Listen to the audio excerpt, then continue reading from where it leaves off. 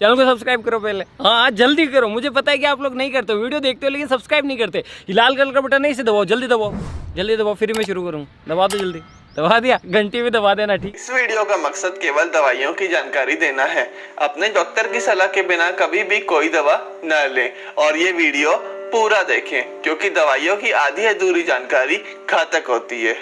Hello friends, स्वागत है आपका अपने चैनल फार्मा नाइट में। आज मैं आपको डायरिया के बारे में पढ़ाने जा रहा हूँ, उसके कॉजेस और उसके ट्रीटमेंट। हम ये सभी बारी बारी से समझेंगे। तो चलिए शुरू करते हैं। शुरुआत करते हैं डायरिया के कॉजेस से। वैसे तो डायरिया कई कारणों से हो सकता है, लेकिन यहाँ को मैं कुछ कॉमन कॉजेस की बात कर रहा हूँ। फर्स्ट है वायरल कॉज। वायरल कॉज मतलब ये किसी भी वायरस के अटैक से हो सकता है। नेक्स्ट है बैक्टीरियल कॉज, किसी भी बैक्टीरिया की वजह से हो सकता है। प्रोटोजुअल कॉज, प्रोटोजुआ की वजह से हो सकता है। नेक्स्ट है साइड इफ़ेक्ट ऑफ एंटीबायोटिक, यदि किसी पेशेंट ने एंटीबायोटिक ली है तो उसका साइड इफ़ेक्ट भी डायरिया हो सकता है। लैक्टोज इनटॉलरेंस, लैक्टोज के इंटॉलरेंस की वजह से, इसका मतलब ये जो प्रोटीन है लैक्टोज, ये मिल्क में पाया जाता है। जिस भी व्यक्ति को दूध नहीं पचता है उस वजह से भी डायरिया हो सकता है। नेक्स्ट है ओवर ईटिंग, ज़्यादा खाने की वजह से।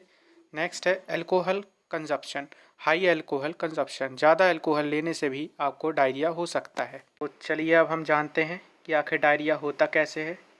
तो इससे पहले हमें ये जानना होगा कि पहले हमारी बॉडी नॉर्मल कंडीशन में कैसे वर्क करती है, कैसे वो फीसेस बनता है और कैसे वो एक्सक्रीट आउट होता है और क्या एबनॉर्मलिटी आने की वजह से डायरिया होता है। तो चलिए अब नॉर्मल कंडीशन की बात कर लेते हैं। यहाँ पर आप देख सकते हैं पिक्चर में, यहाँ पर मैंने एक पार्ट ऑफ इंटेस्टाइन लिया है जिसके अंदर डाइजेस्टिव फूड फ्लो होता रहता है थ्रू पेरिस्टालसिस मूवमेंट। तो देख सकते हैं आप इस पिक्चर में कि वाटर और इलेक्ट्रोलाइट और मिनरल्स बाहर निकल रहे हैं, एब्जॉर्ब किए जा रहे हैं थ्रू ब्लड वेसल्स। इस तरह डाइजेस्टिव फूड में से वाटर और इलेक्ट्रोलाइट का एब्जॉर्प्शन हो जाता है और बचा हुआ हमारा फीकस बनकर हमारी बॉडी से एक्सक्रीट आउट हो जाता है। ये है हमारे बॉडी की नॉर्मल कंडीशन। तो चलिए अब हम डायरिया के मेडिकेशंस की बात कर लेते हैं। यहाँ फर्स्ट ड्रग है लोपरामाइड। ये एंटी मोटिलिटी ड्रग होता है। एंटी मोटिलिटी मतलब, एंटी मतलब against and motility means movement, मतलब मूवमेंट के अगेंस्ट वर्क करना। इसका मतलब कि ये हमारी जो इंटेस्टाइन होती है उसके मूवमेंट को ब्लॉक कर देती है। तो चलिए अब हम यहाँ एग्जांपल के थ्रू समझते हैं कि लोपरामाइड किस तरीके से हमारी इंटेस्टाइन के मूवमेंट को ब्लॉक करती है। आइए समझते हैं। तो चलिए अब लोपरामाइड के मैकेनिज़्म की बात करते हैं। यहाँ पर आप देख सकते हैं कि मैंने एक पार्ट ऑफ इंटेस्टाइन लिया है। इसके अंदर डाइजेस्टिव फूड फ्लो होता रहता है और इसके साथ वाटर और इलेक्ट्रोलाइट्स भी फ्लो होते रहते हैं। डायरिया में ये होता है कि इंटेस्टाइन से वाटर और मिनरल्स का एब्जॉर्प्शन नहीं हो पाता है, लेकिन जब अपन लोपरामाइड टैबलेट देते हैं तो इंटेस्टाइन का मूवमेंट स्लो हो जाता है, जिससे इंटेस्टाइन को सफिशिएंट टाइम मिल पाता है और वो उसके अंदर से मिनरल्स, इलेक्ट्रोलाइट्स और वाटर को एब्जॉर्ब कर लेती है, जिस कारण हमारे स्टूल से पूरा वाटर एब्जॉर्ब हो जाता है और हमारा डायरिया क्योर हो जाता है। आप यहाँ डायग्राम में देख सकते हैं कि हमने यहाँ पर लोपरामाइड टैबलेट दी जिससे कि इंटेस्टाइन का पेरिस्टालसिस मूवमेंट स्लो हो गया और इसके पास सफिशिएंट टाइम होने की वजह से इसने मिनरल्स और वाटर को एब्जॉर्ब कर लिया। तो चलिए अब लोपरामाइड के डोसेस की बात कर लेते हैं। Loperamide is contraindicated in childrens less than 6 years, मतलब कि लोपरामाइड 6 साल से कम उम्र के बच्चों में नहीं दी जाती है। तो चलिए अब 6 से 12 साल तक के एज के पेशेंट्स की बात करते हैं।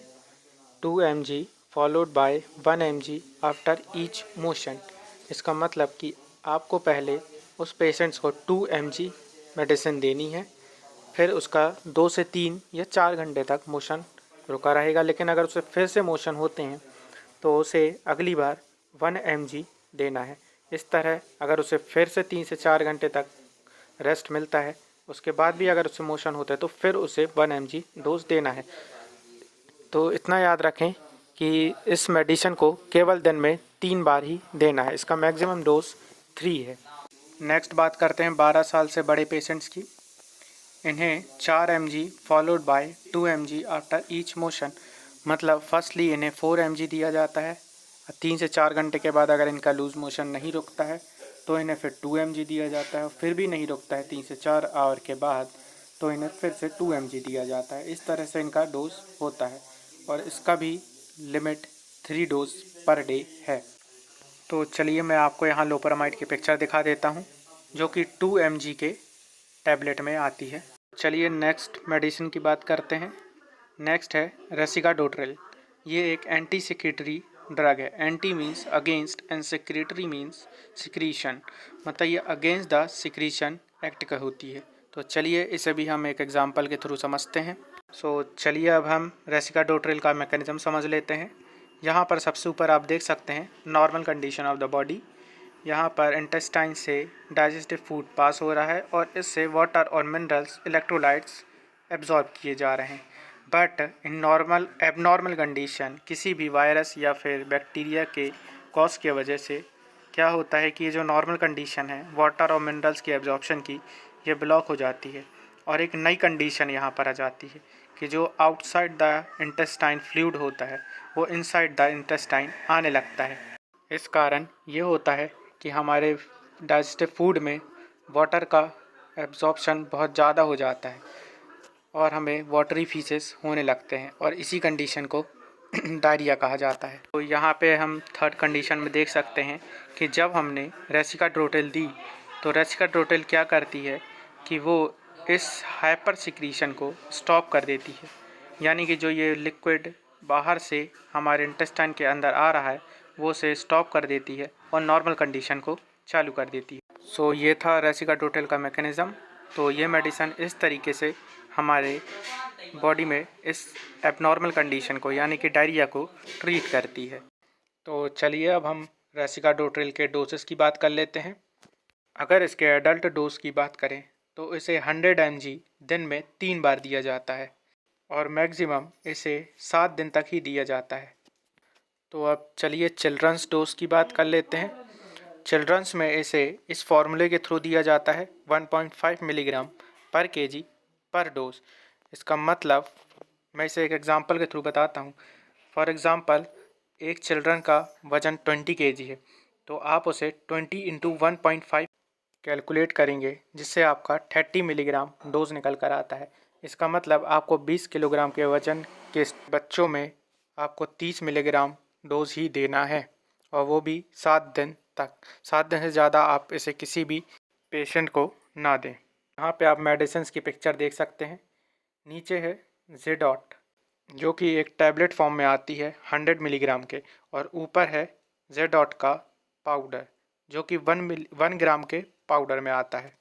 तो चलिए अब हमने डायरिया के दोनों मेडिसिन्स की बात कर ली, रेसिकाडोट्रिल और लेप्रामाइड।